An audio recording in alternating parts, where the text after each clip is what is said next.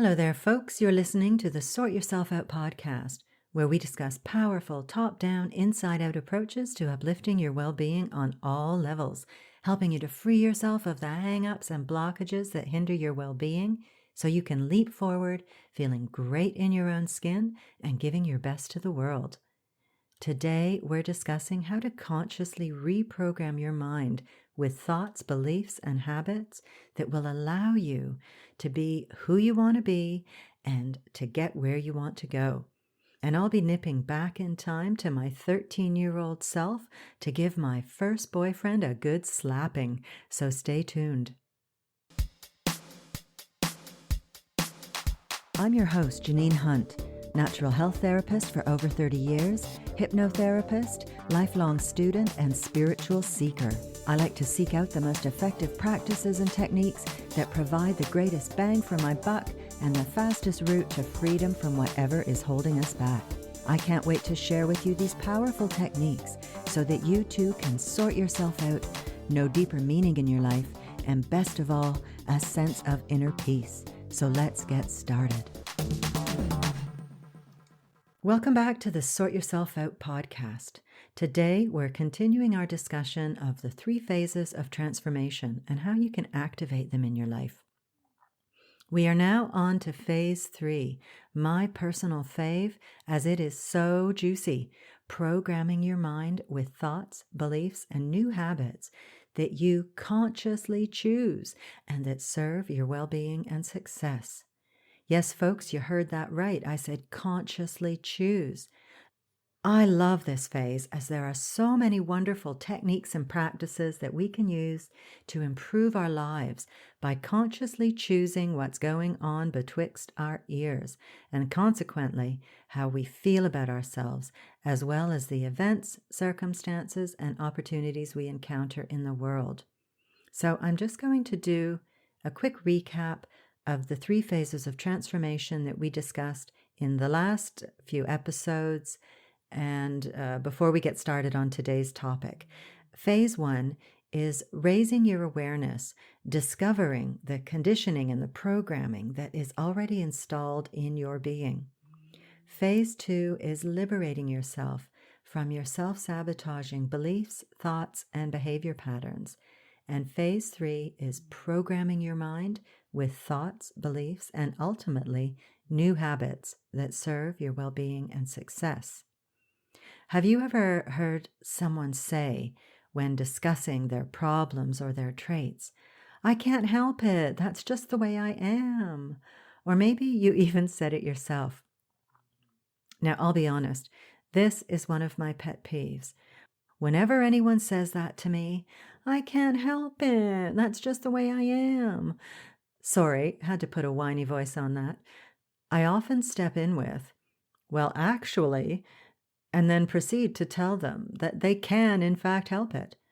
They just have to know that they can help it, that it's a possible thing. And they have to want to help themselves. They have to consciously choose to change whatever it is. And believe it or not, most of the people who say that don't want to help themselves. And that's okay. They're just not ready. But that's probably not you, or you wouldn't be listening to a podcast called Sort Yourself Out. So this is what our 3 phases of transformation are all about: becoming more conscious and ultimately taking responsibility for our well-being and our lives.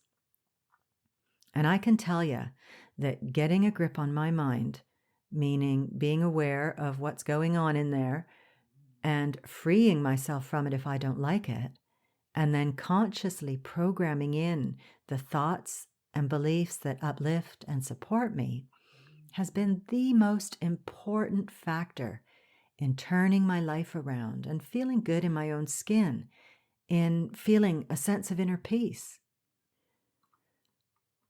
Elizabeth Gilbert, the author of Eat, Pray, Love, said, "You need to learn how to select your thoughts just the same way you select your clothes every day. This is a power you can cultivate. If you want to control things in your life, work on the mind. That's the only thing you should be trying to control. And this is the basis of my top-down approach to healing and freeing ourselves of our hang-ups and blockages. We work with the higher part of ourselves, the mind, and allow that aspect to bring the lower aspects under its conscious control. And this is something that I'm working on all the time, constantly observing and filtering my thoughts, and occasionally going, holy shit, Janine, where'd that one come from? Gotta sort that out. Because as we discussed in my previous podcasts, just because you think something, it doesn't mean it's true. You are not your thoughts, and you are not your beliefs. It is entirely within your power to change them if you don't like what you see. Have you heard that phrase, you create your own reality? Well, how do we create our own reality?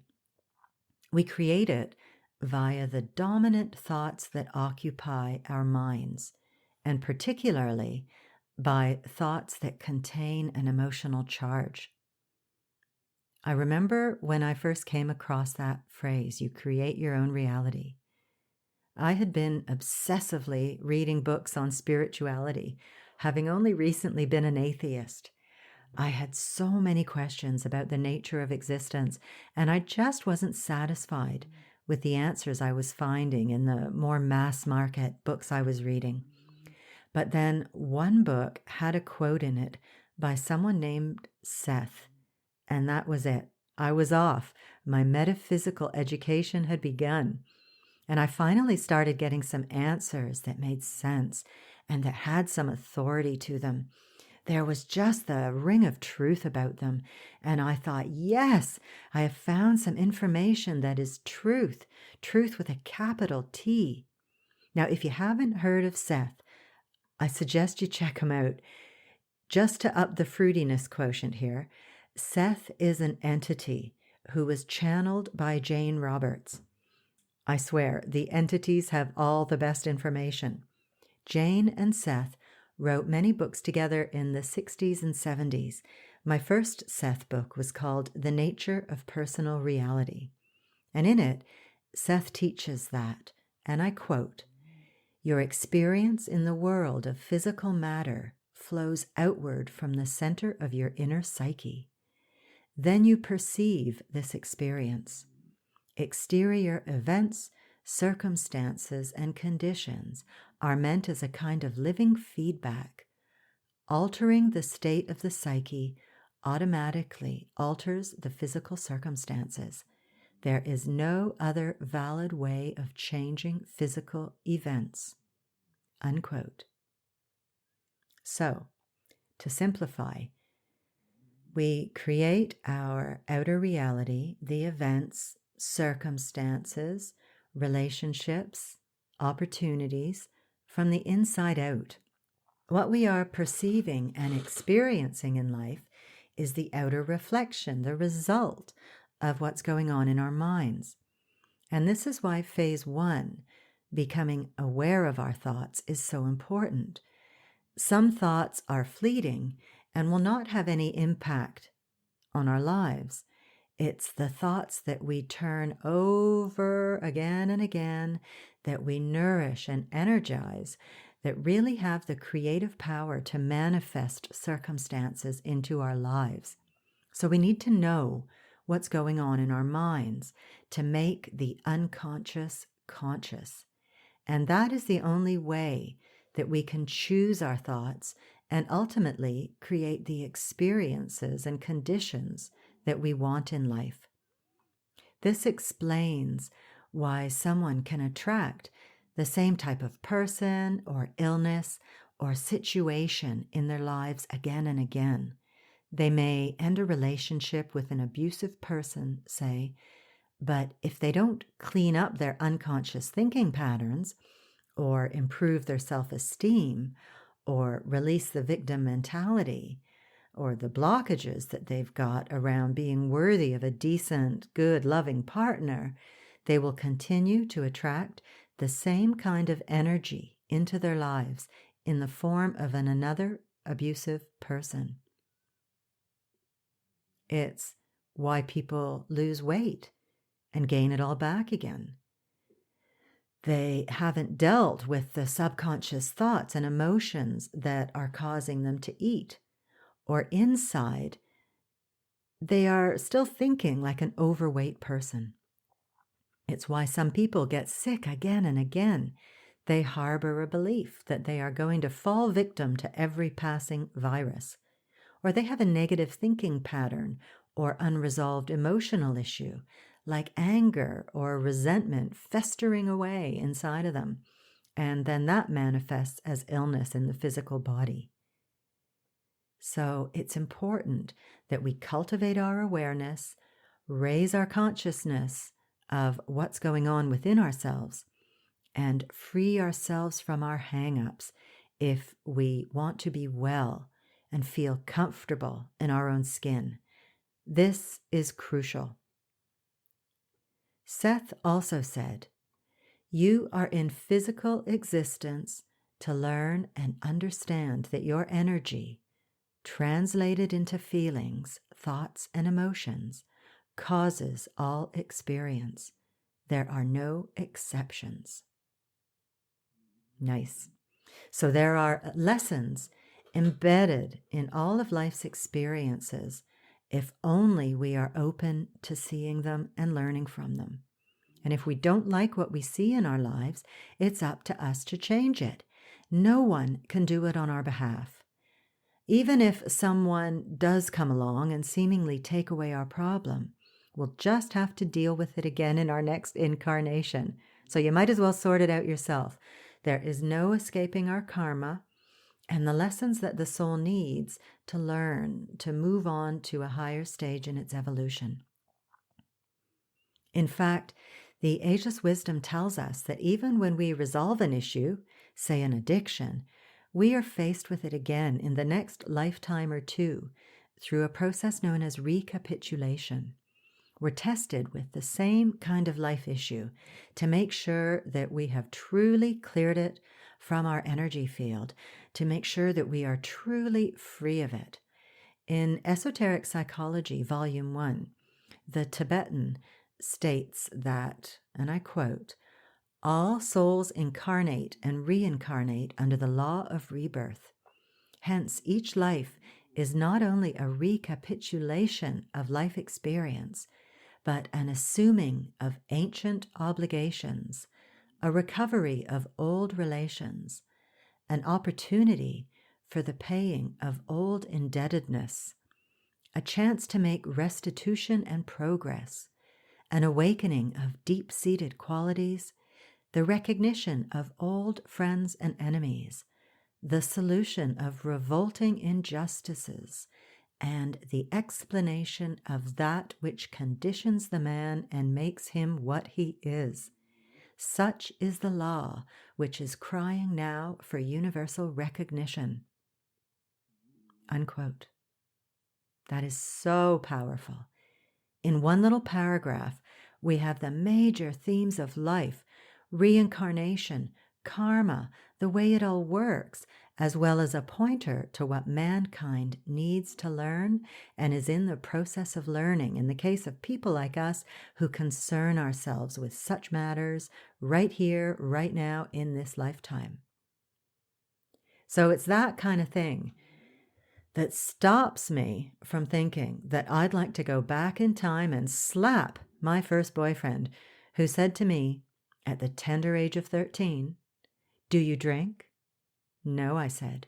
"Do you smoke?" "No."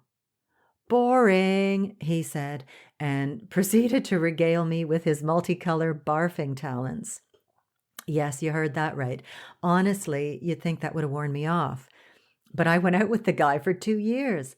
And FYI, he ate colored freezies and puked them up to impress the girls.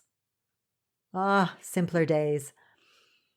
So as tempting as it is to lay blame for the years of addiction I had ahead of me, thanks to the influence of this guy, I can look back at this and see it as a recapitulation of a current of energy that I may have been addressing across previous incarnations.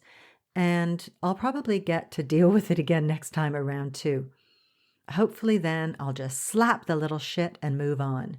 No barfing required. Ah, yes, I'm raising my game for my next incarnation.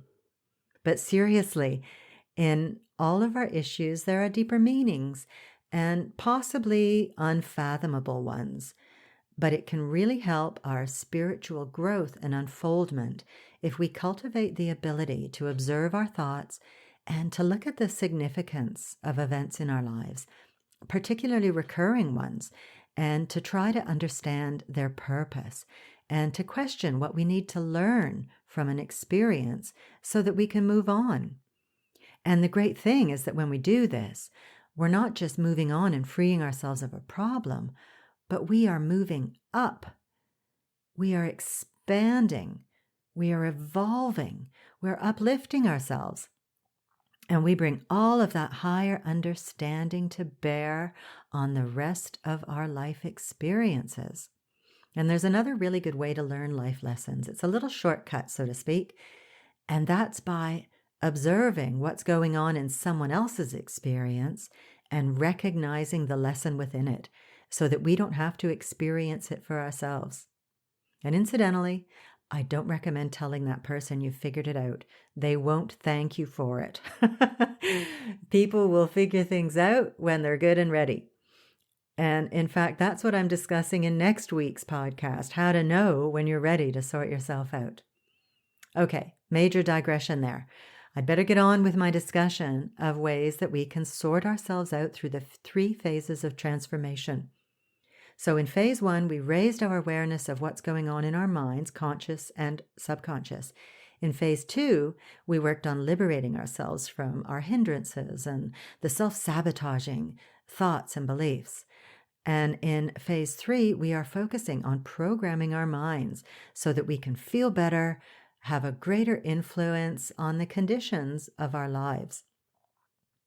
And there are many ways that we can program our minds, like hypnosis or self-hypnosis, reciting affirmations, or using tapping or EFT. But today I'm talking about one of my favorites and one of the most powerful, visualization. Now, many people believe that they can't visualize and that it just doesn't work for them as they don't see images clearly. But you don't need to worry about that. Some people do see images easily, while others are more auditory or kinesthetic, meaning that they hear or feel or sense things when they visualize rather than seeing them. So don't worry, they're all good and they all work. So I just want to run through a fun little exercise to show you how easy it is to visualize. So just take a moment and close your eyes and take a nice deep breath. And imagine you are at home in your kitchen and you're standing in front of your fridge. So be aware of the color, listen for the hum of the refrigerator. Walk over to the fridge and open the door. And notice if the light comes on. And feel the cool air as it spills out onto your body. Now imagine that there is a fresh lemon on a shelf in the fridge. Take hold of the lemon and close the fridge door. Listen to the sound as the door closes. Now look at the lemon. Pay attention to its color. Notice how it feels, the texture, the temperature, the size and the shape. Now take the lemon over to a place where you would normally cut up your fruit and vegetables and take out a sharp knife. Cut the lemon in half. You may notice that juice oozes out onto the cutting area. Now take 1/2 of the lemon and bring it up to your nose and smell the fragrance. Now open your mouth and take a big bite into the lemon. Feel and taste the juice as it squirts onto your teeth and onto your tongue. And experience the increased salivation and notice the tart and tangy feeling at the corners of your jaw. Now swallow the lemon juice and open your eyes. So, what did you notice there? How did you experience that? Which senses were stimulated? Did you see or hear or feel, or just sort of know? Maybe a few of those combined. And did you salivate? Most people do. I was, just as I guided you through it. So this little lemon visualization shows us not only that we can visualize in many ways, but that our thoughts can have a physical impact on our bodies, in case you needed proof. So we need to be careful what we're thinking, because as we just saw, the subconscious mind cannot tell the difference between real or imagined events. And visualization is not just some fruity, airy-fairy mumbo-jumbo. It's a proven technique that is practiced by athletes, musicians, business people, those in the healing professions, and anybody who wants to enter into the realms of peak performance. Check this out. There was a study at the University of Chicago in the 80s where sports psychologist Dr. Biasiotto split basketball players into 3 groups. Students in the first group practiced free throws every day for an hour. Those in the second group visualized themselves making free throws, and those in the third group did nothing. At the end of the month, Dr. Biasiotto tested the students again. The first group, who had physically practiced, had improved their initial scores by 24%. The second group, who had visualized, had improved by 23%.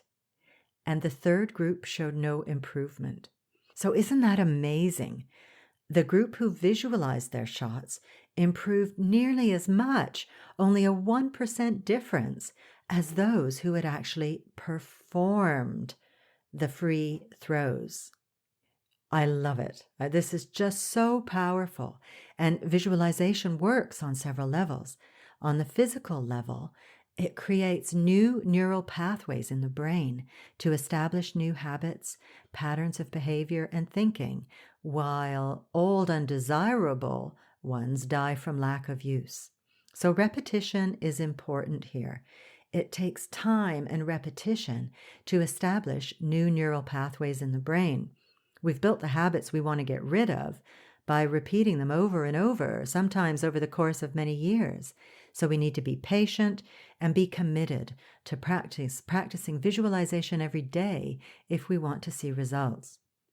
Otherwise, it's like those fleeting thoughts I spoke of earlier. They have no impact on life because they're not sufficiently energized.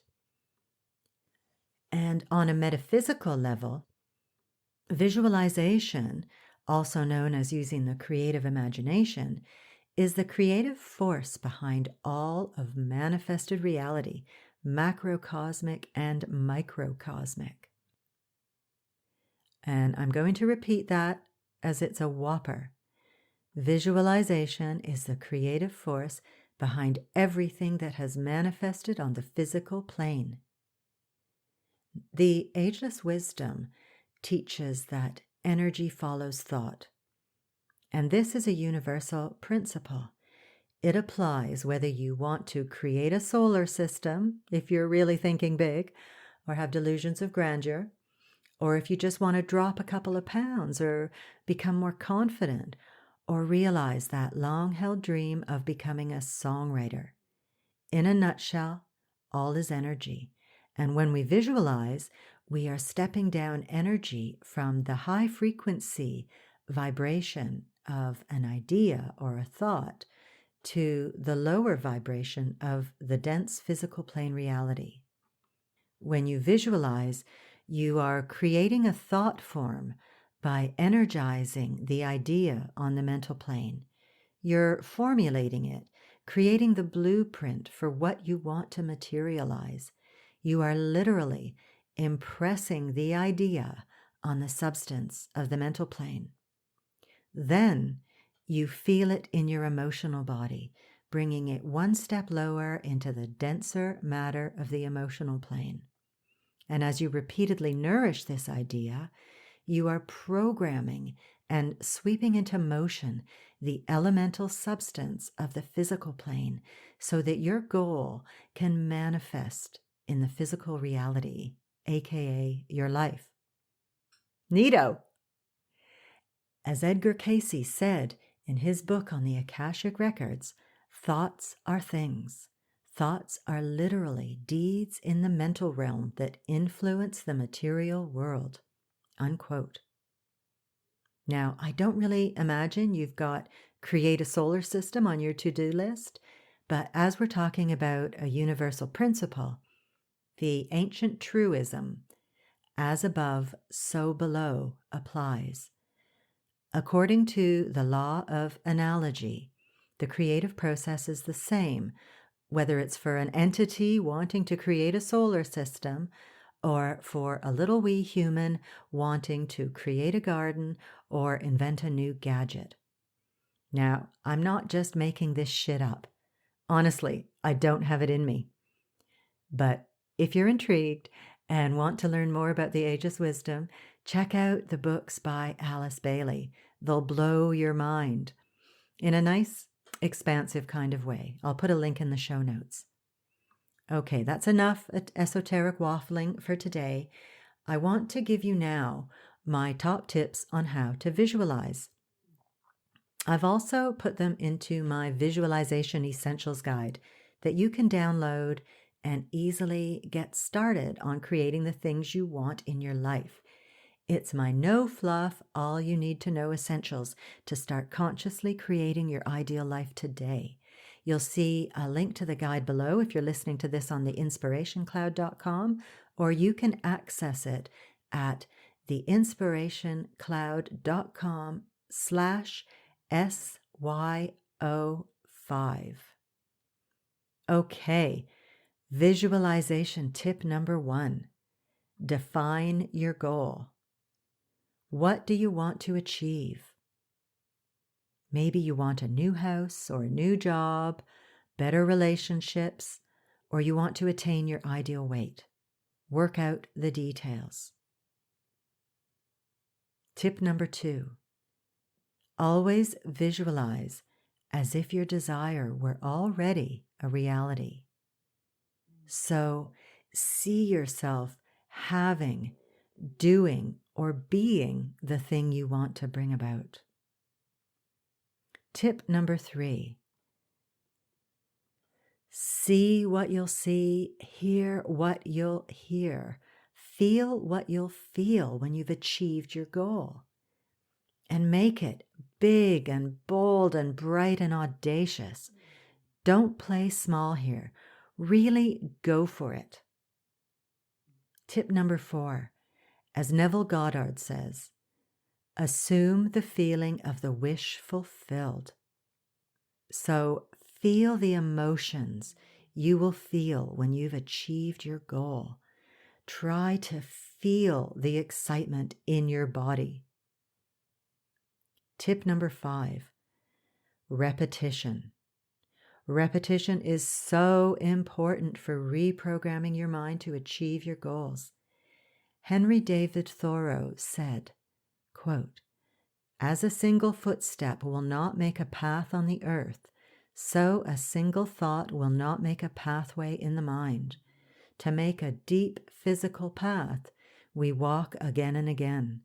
To make a deep mental path, we must think over and over the kind of thoughts we wish to dominate our lives." Unquote. So, allow yourself 5 minutes or more, once or even better twice a day, every day for your visualization sessions. Tip number 6. Get into a relaxed state before you visualize. This makes you receptive. It enables you to override resistance and to allow the message to be accepted by the subconscious mind. Tip number 7. You can also do my inner smile meditation to raise your vibration so that you'll be attracting things of a high vibration into your life, because like attracts like. You'll see a link below if you're listening to this on the Inspiration Cloud, or you can access the Inner Smile meditation at theinspirationcloud.com/inner smile meditation.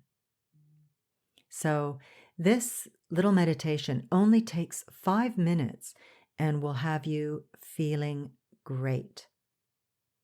So it's a good place to start your visualization session from when you're already in that nice high vibration.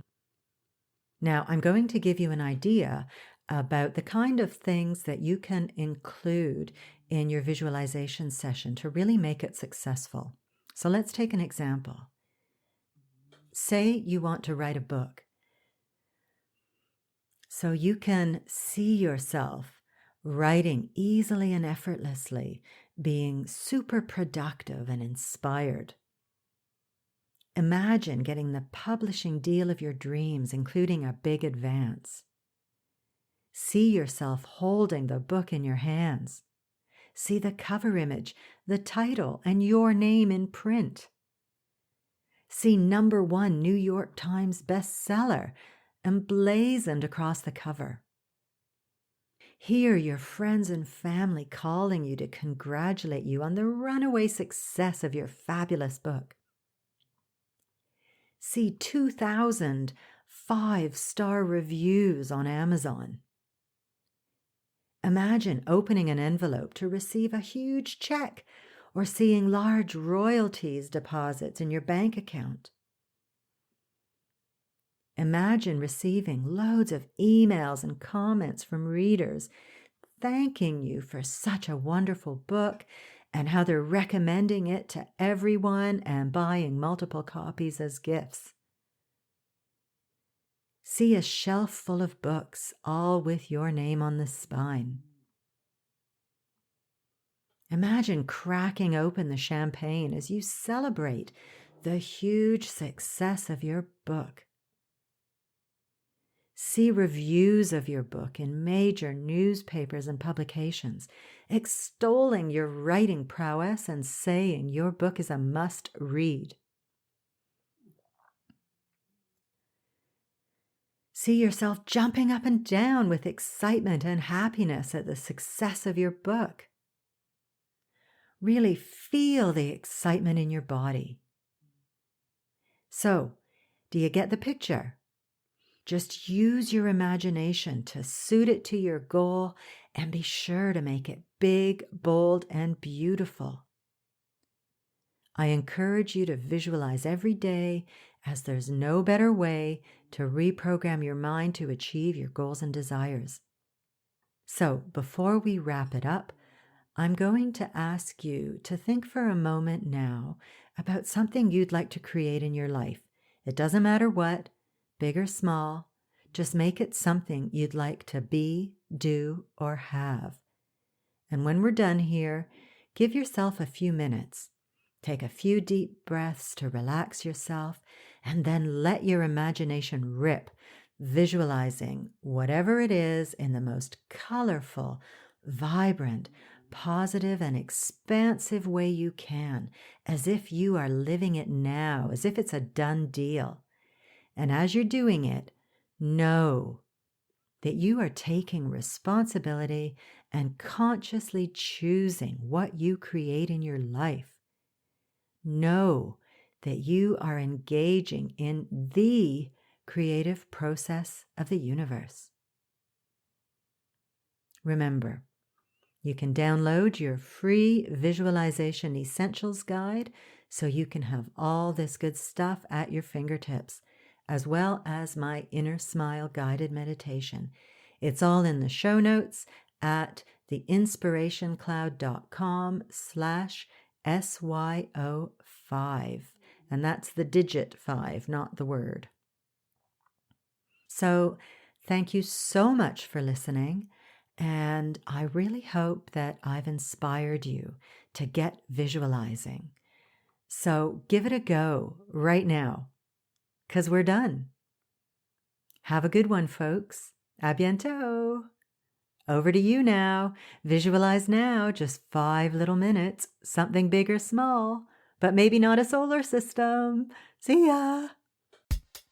Thanks so much for listening to this podcast.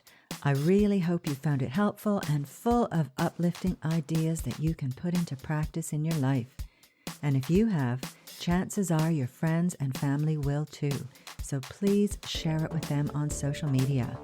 You'll be helping them to sort themselves out, because I bet you think they need it, right? But seriously, you'll also be doing me a huge favor in return, and I will be eternally grateful and sending loving vibes your way.